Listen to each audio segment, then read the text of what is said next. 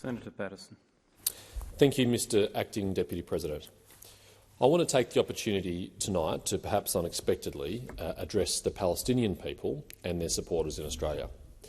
I do so because I have had the opportunity to already express my solidarity with the Jewish community and the people of Israel at two events in Melbourne in the last week.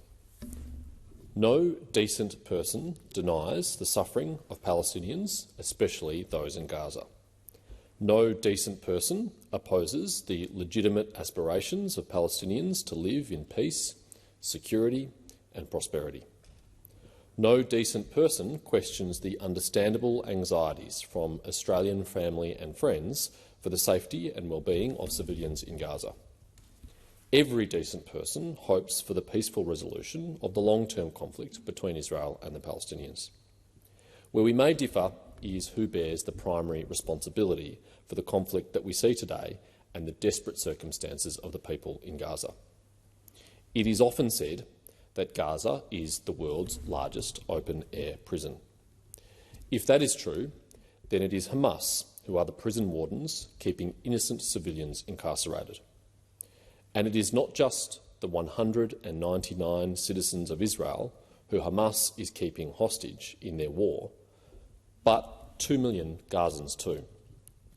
Because while Israel uses the IDF to defend the citizens of Israel, Hamas uses the people of Gaza to defend themselves. Right now, innocent Gazans are being used as human shields by Hamas for two reasons.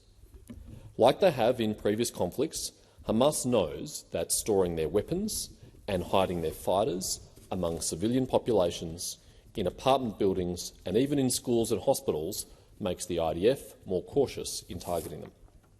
Hamas also knows that if civilians are killed by the IDF when targeting their weapons and their fighters, that the civilian casualties are a powerful propaganda weapon to be wielded against Israel in the debate for global popular opinion. Is it any wonder that after Israel warned Gazans to move south in advance of a likely ground invasion, Hamas told them to stay put? Hamas told them to stay in harm's way.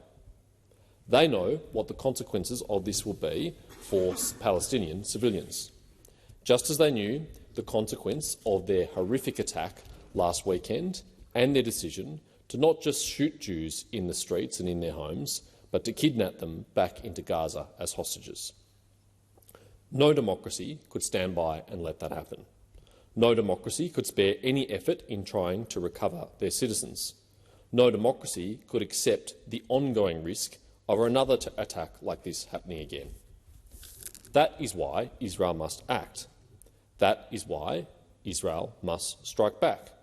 That is why Israel must eliminate Hamas. Sadly, we know that when they do, despite the precautions they will take, innocent Gazans will die.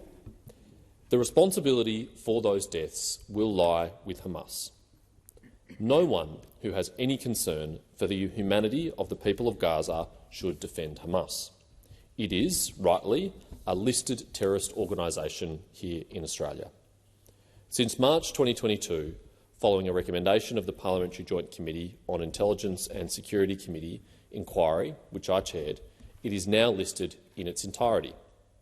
What the government recognised and the parliament endorsed on a bipartisan basis was that Hamas is a single entity engaged in terror against civilians. Their actions on 7 October demonstrate the wisdom of that decision. Regrettably, we have seen some Australians seek to defend Hamas and their actions last week. On Sunday, the 8th of October, while Hamas terrorists were still on the loose in Israel, hunting Jews, Sheikh Ibrahim Dadoun spoke at a rally in Lakemba. Among other things, he said to a cheering crowd, "I'm smiling and I'm happy. I'm elated. It's a day of courage. It's a day of resistance. It's a day of pride. It's a day of victory. This is the day we've been waiting for. 75 years of occupation and 15 years of blockade, what yesterday happened was the first time our brothers and sisters broke through the largest prison on earth. This brings pride to the heart." It cannot be said that this was a rally to condemn an Israeli response which had not even started yet. It was a celebration of the death of innocent men, women, children and the elderly for the crime of being Jewish. If that wasn't bad enough, the following night, at a rally organised by the Palestine Action Group, ended with a group of young men shouting a series of distressing chants, including "Gas the Jews." In Melbourne, one protester carried the portrait of Hassan Nasrallah, the leader of the proscribed terrorist organisation in Hezbollah. Others at that rally chanted, "From the river to the sea, Palestine will be free," a call for the eradication of the entire modern state of Israel and its people. I acknowledge some Palestinian Australian leaders have condemned some of this behaviour. At subsequent rallies, protesters were told that behaviour like this was not welcome and would not be tolerated. It is to their credit that they have done so, and they do have an absolute right to peacefully protest. But the incitement to violence that we have seen on our streets in the last fortnight is utterly unacceptable. Unfortunately, some have tried to defend or excuse it. I was very troubled to read a joint statement purportedly on behalf of Australian Muslims and signed by a number of organisations, including the National Imams Council.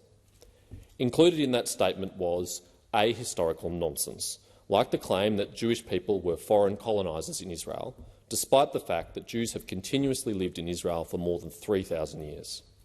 It pretends that the Jewish people's connection to Israel started in 1947, and it offensively compares the creation of the modern state of Israel to Russia's invasion of Ukraine. It also questions Israel's right to exist and its right to defend itself. In a free society, they are entitled to have views on these issues which others find offensive or wrong. What is more disturbing is the attempted defence of Sheikh Tadoun's inflammatory speech in Western Sydney. The statement seeks to excuse his obvious delight at the murder of innocent Jews by saying that the media's reports of his comments lacked context. In particular, they suggested that the media failed to report his comments that, because this is the first time that Palestinians have broken free from the largest open-air prison on earth. Many media reports did, in fact, include this comment, and it in no way minimises the other things that he said, because these Hamas terrorists didn't break free from Gaza to go for a walk. They didn't break free to go to the shops. They didn't break free to go to a restaurant. They broke free to engage in the worst massacre of Jews in a single day since the end of the Holocaust. A slaughter, an atrocity, a pogrom. It was every bit as despicable as anything that ISIS or al-Qaeda have ever done. And Hamas is not just responsible for the 1,400 Jews and Israelis of other faiths they have already killed.